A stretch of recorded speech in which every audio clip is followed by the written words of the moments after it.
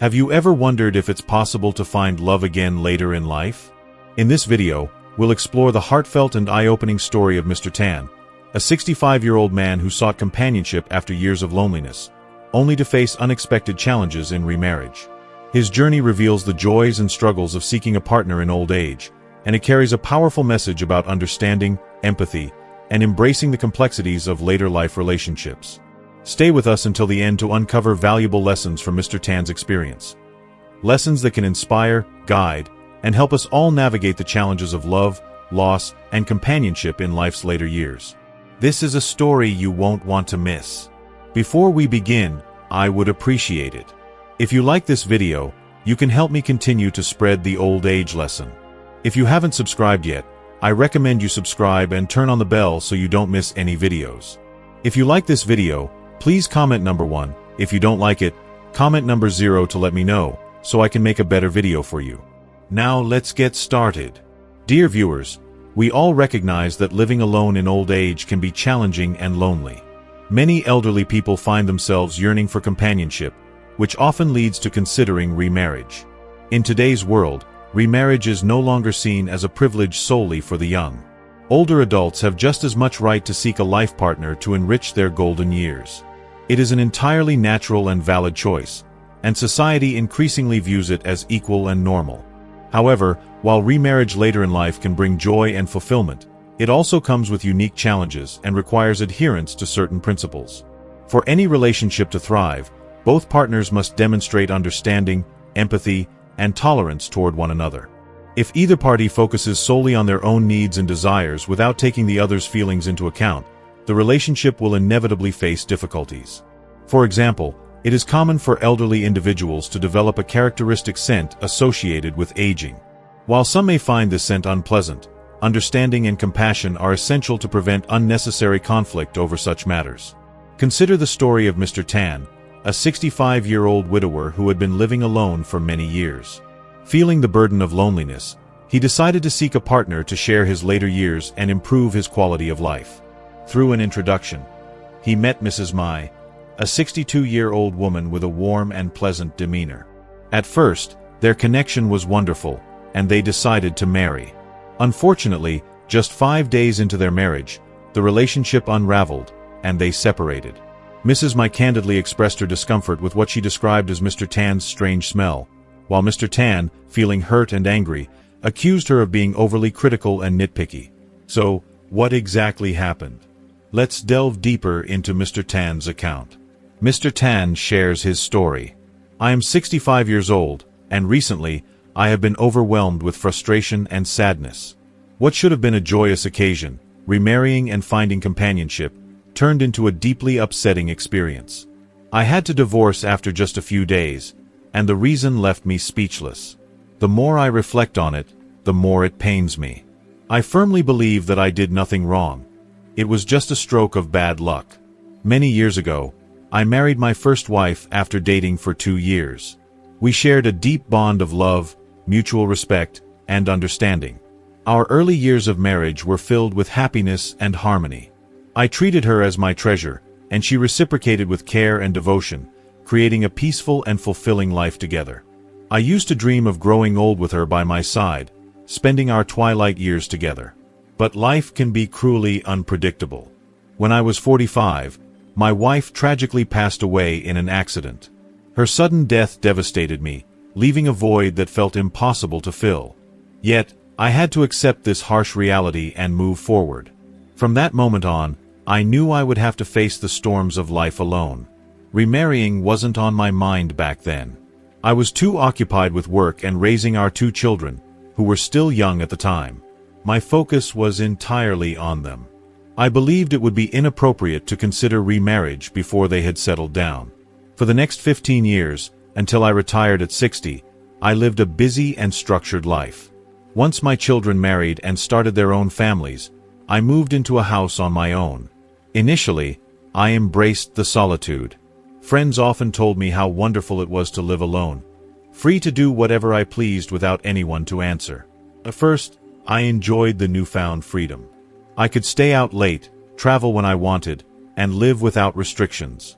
I even felt a sense of relief, knowing I didn't have to deal with the minor conflicts and compromises many of my married friends faced. But over time, the novelty wore off, and the reality of living alone began to sink in. The house grew quieter and emptier with each passing day. Everyday activities, which used to bring joy, now felt monotonous and lonely. There was no one to share the small, beautiful moments of life with, no one to talk to about the joys or sorrows of the day. On rainy evenings or cold nights, the silence became unbearable. I often found myself pacing back and forth in the house, trying to shake off the heavy feeling of loneliness. What hurt the most was the distance that had grown between me and my children. After they got married, their visits became rare, reserved mostly for holidays. Whenever I faced challenges or emergencies, I had to handle them alone, without anyone to lean on for support or advice. By the time I turned 65, I realized I could no longer live this way. I yearned for companionship, a partner to share my life with, someone who could understand and support me. It was then that I met Mrs. Mai, who was 4 years younger than me. From the moment I met her, I was drawn to her warmth, charm, and kindness. Mrs. Mai was a woman of remarkable qualities. She had an attractive appearance, a well-maintained figure, and most notably, she was younger than me. She had previously worked in the cultural sector, and although she was no longer in her youth, she retained a graceful demeanor and a commanding presence. Mrs. Mai embodied all the qualities I valued in a partner, and I found myself drawn to her. Similarly, her initial impression of me was quite positive, and we decided to spend time getting to know each other better. Since we were both retired, we had ample free time to nurture our budding relationship. We met daily, either at her invitation or mine, taking walks, sharing conversations, and enjoying each other's company. Mrs. Mai often visited my home, offering to help with household chores. She cleaned, organized, and even washed my clothes at times. Her presence brought a sense of warmth and vitality to my life. From the moment we met, I felt a shift in my spirit. My mood lightened, my days felt brighter, and the heavy cloud of loneliness that had hung over me began to lift. I became more confident in facing life's challenges, bolstered by her companionship. After half a year of growing closer, I felt it was time to take the next step. I consulted my 2 children about the possibility of marrying Mrs. Mai. Their response was wholeheartedly supportive, with no objections. Encouraged by their approval, Mrs. Mai and I decided to formalize our relationship through marriage. In preparation for our life together, I demonstrated my trust and commitment by entrusting her with my financial assets. I promised to hand over my monthly pension of over 5 million VND for her to manage as she saw fit. I even transferred my savings book, house papers, and other personal documents into her care, showing her that I had nothing to hide. Additionally, I assured her that if she treated me with kindness and honesty, my 3-bedroom, 100-square-meter house would become hers after my passing, a decision my children also supported. I believed I had done everything possible to show my sincerity and commitment to this marriage, hoping for a lifelong partnership filled with mutual support and care. However, what followed was entirely unexpected and deeply disheartening. On our wedding night, as we began living together, Mrs. Mai expressed an issue that left me bewildered and embarrassed. She said I had an unpleasant odor that she could not tolerate. Though I had never noticed it myself, I immediately resolved to address the matter. That night, I took an exceptionally thorough shower, scrubbing with an abundance of soap and shower gel for over an hour, determined to eliminate any potential odor. If you are still watching this video and finding these lessons useful, please comment number 1 below to let me know that you are still watching this video with me. Thank you for your valuable time. Despite my efforts, Mrs. Mai continued to complain. She covered her nose and expressed disgust, saying the smell persisted. To avoid escalating the tension, I chose to sleep in another room, but her words weighed heavily on me. I spent the night unable to sleep, grappling with feelings of confusion, shame, and disappointment about a marriage that had barely begun yet already seemed strained. The following morning, I approached her, hoping for clarity. When I asked if my body truly smelled unpleasant, she confirmed it. She explained that before living together, she had not noticed because we had never shared such close quarters. Her explanation pointed to what many refer to as the elderly smell. Determined to find a solution, I sought medical advice. The doctor explained that this was a natural phenomenon among aging individuals and could not be entirely eradicated. He recommended good hygiene, frequent showers, ventilating living spaces, and using perfume to mask the scent. I diligently followed his advice, spending over $1,000,000 on an expensive bottle of perfume, hopeful that these efforts would resolve the issue. Unfortunately, they did not. Mrs. Mai's complaints persisted, and her comments became increasingly hurtful. She claimed the entire house was imbued with my smell, which she found unbearable. As the days went by, we continued to sleep in separate rooms. Although I felt heartbroken, I refrained from blaming her or expressing my frustration. By the 5th day, however, my patience wore thin. That evening, I took another painstakingly thorough shower, applied copious amounts of perfume, and entered the bedroom with newfound confidence. Yet, Mrs. Mai immediately recoiled, covering her nose and complaining that the smell was overwhelming. Her words stung. Even perfume cannot mask it. My eyes are burning, and I feel nauseated. Please understand. At that moment, I lost my composure. Frustrated and hurt, I retorted, I don't believe my body smells that bad. If you don't want to live with me, just say so. Stop making excuses. This led to a heated argument, culminating in me suggesting that if she truly could not tolerate me, we should divorce. That night, I retreated to the other room, leaving the conversation unresolved. The next morning, Mrs. Mai packed her belongings and left without saying much. I did not try to stop her. Shortly afterward, we completed the divorce procedures, ending a brief and tumultuous marriage. This experience taught me a profound lesson about companionship and expectations. While I had entered the marriage with genuine hope for mutual support and understanding, it became evident that remarriage was not the solution to my loneliness. Instead of enriching my life, it introduced unforeseen challenges. Now, I have decided to embrace living alone, acknowledging that age brings inevitable changes to the body. Despite this, I hold on to a quiet hope that perhaps one day I might meet someone who understands and accepts me, someone who values companionship over perfection, and who will stand by me in the twilight of life with warmth and empathy. Until then, I strive to let go of past disappointments, treat myself kindly, and live with the understanding that not all things in life are meant to be forced. Acceptance, forgiveness, and openness to the future have become my guiding principles. If you have something you want to achieve or experience, don't let age stop you. Do it as soon as you feel ready, regardless of your years. Society often makes people believe that aging is synonymous with becoming obsolete, useless, or even a burden. Many internalize this belief, thinking their best years are behind them. This couldn't be further from the truth. Every stage of life presents unique opportunities to become the best version of yourself and to live authentically. Take inspiration from the remarkable story of an elderly woman who gained fame on social media despite being over 90 years old. Her determination and zest for life were evident as she continued to work at 7 small stalls, often during the late hours of the night. When asked if she ever felt exhausted at her age, she responded with wisdom, "If you do what you love, you will never feel tired. If you do feel tired, that is also joy." Her outlook reminds us that passion and purpose have no age limit. Even after 9 decades, she knew what she wanted and pursued it wholeheartedly. This rare dedication is precious and should encourage us all. Age is just a number. It doesn't dictate whether you can or cannot do something. What matters is your willingness to try. If you have a dream or a goal, start now. It's never too late. Confidence is key, and fear of aging should never hold you back. When you pursue what you love, you'll gain experiences that are rich in meaning. The outcome may not always align with your expectations, but the journey itself will be filled with joy and fulfillment. As long as you put in effort and stay committed, your life will never feel wasted. Moreover, learning and embracing new things can keep your mind and spirit vibrant.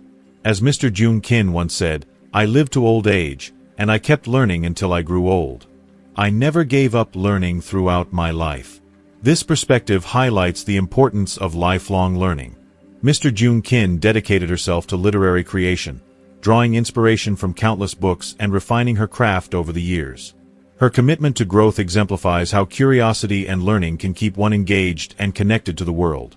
The real sign of aging isn't physical decline. It's the refusal to learn, explore, and embrace the new. Our society is constantly evolving, with advancements in technology and culture shaping the world around us. If older individuals resist these changes, they risk becoming isolated and disconnected. While life experience is undoubtedly valuable, clinging too tightly to the past can sometimes prevent meaningful connections with the present. For instance, in today's digital age, communication often occurs online.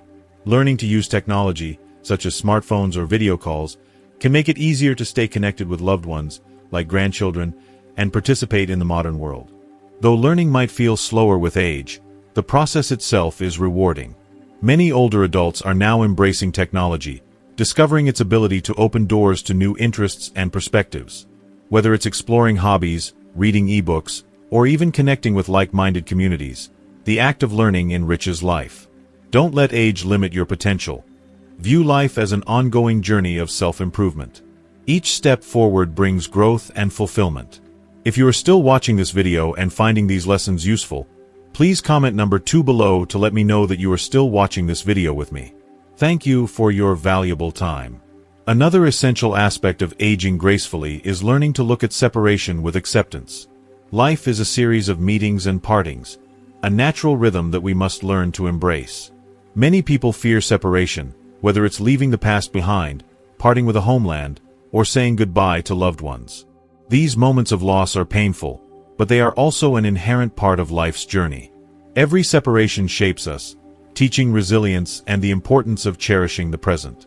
Remember the saying from Spirited Away, life is like a train heading straight to the cemetery. Very few people can accompany you until the end of the journey.